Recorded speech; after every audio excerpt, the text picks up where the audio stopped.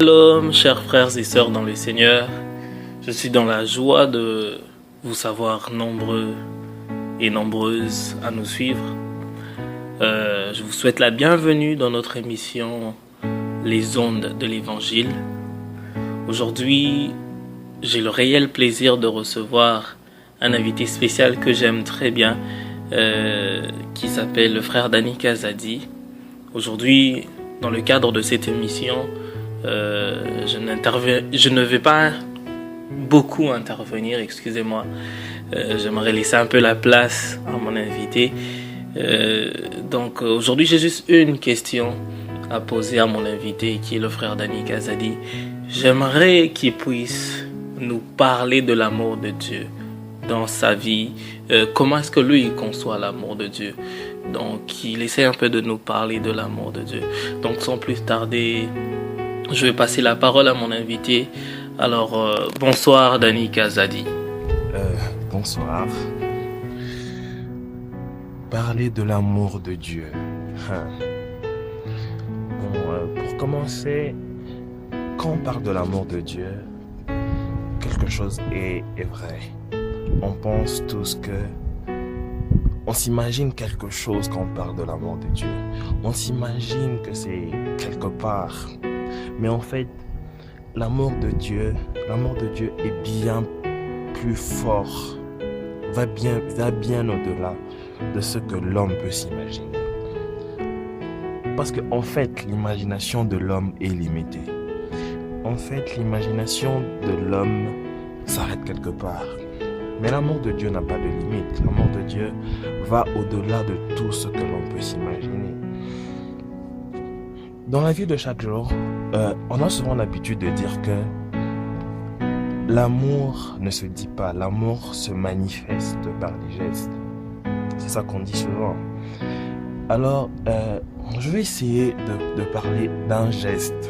Je vais essayer d'illustrer un seul geste que Dieu a fait pour nous, qui démontre son grand amour. Un amour dont les qualificatifs du dictionnaire ne pourront qualifier avec dignité, non. Aucun qualificatif du dictionnaire n'est digne de qualifier cela. Je vais essayer d'illustrer. Bon, voyons un homme marié. Un homme marié et sa femme se prostitue. Sa femme est irrespectueuse. Sa femme ne l'écoute pas.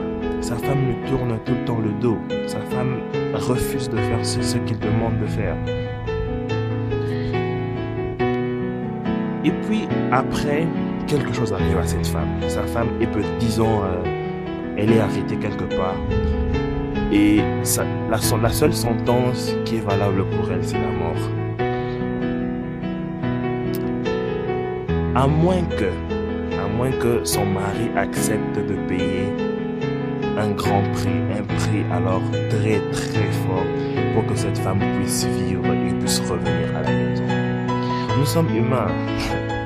Essayez de vous mettre à la place du mari. Il est humilié. Il a honte de lui. Il a mal dans son cœur. Il souffre.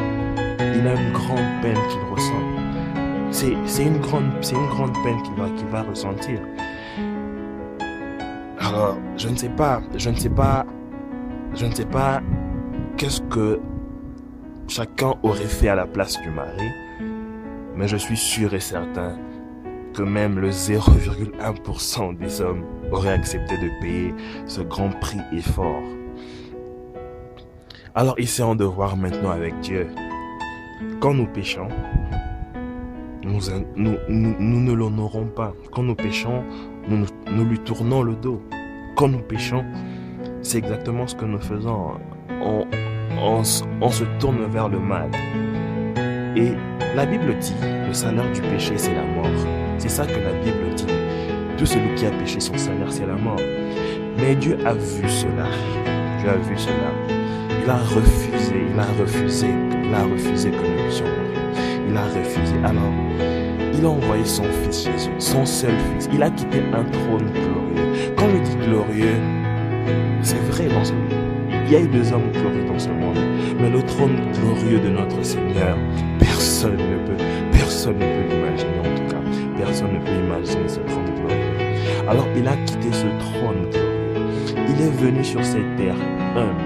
Il est né dans un étable. Il est né dans un étable. Il est venu humble sur cette terre. Il était charpentier sur cette terre. Normalement, le salaire pour que nous puissions échapper à cette mort, en fait, il n'avait même pas de salaire pour échapper à cette mort. C'était impossible. Mais ce que Dieu a fait, c'est qu'il a envoyé son fils Jésus, qui est venu. Il a souffert le martyre. Il a souffert, il a été humilié. Et il est mort sur la croix. Il est mort sur la croix. Et sont juste d'imaginer ce que nous faisons. Quand nous péchons, c'est ça. Nous faisons de la peine à Dieu quand nous péchons. C'est ça que nous faisons. Mais il a fait l'un des gestes que je ne crois pas qu'un humain aurait fait. Je ne crois pas qu'un humain aurait fait. Quitter un trône aussi glorieux que le trône de notre Seigneur.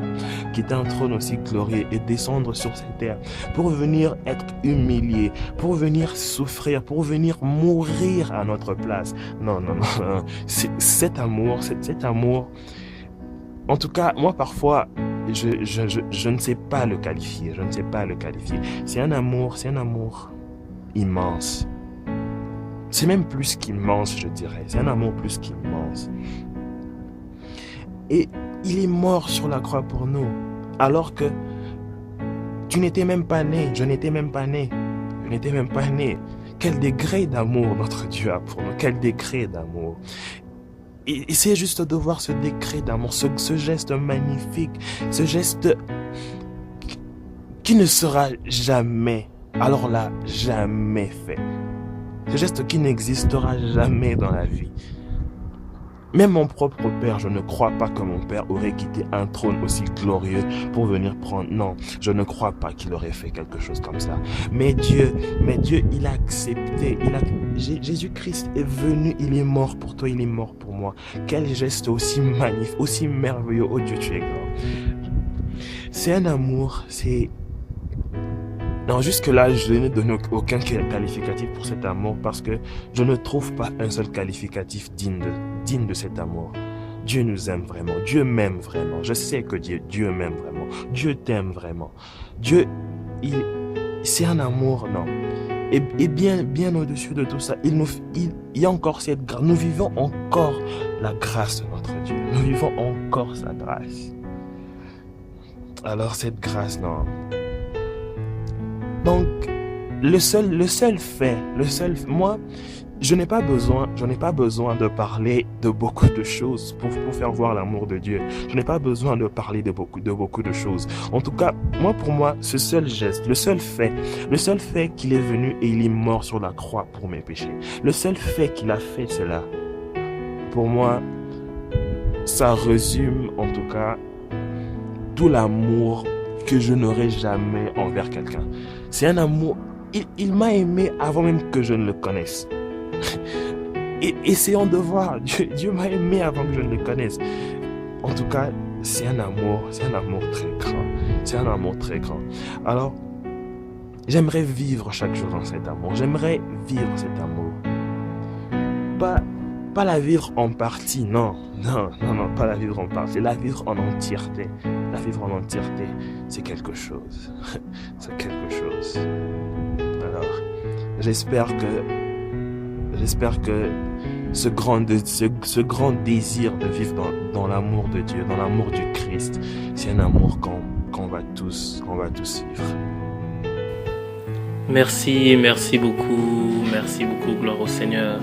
Je suis très ravi d'entendre ces choses qui sont tellement merveilleuses. J'ai rien à rajouter. Notre frère a tout dit sur ce qu'il pensait de l'amour de Dieu.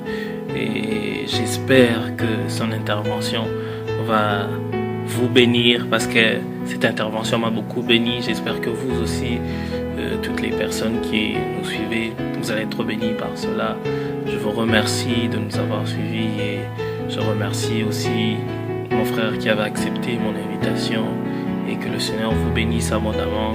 Continuez à nous suivre. Nous sommes toujours là avec vous. Que le Seigneur vous garde.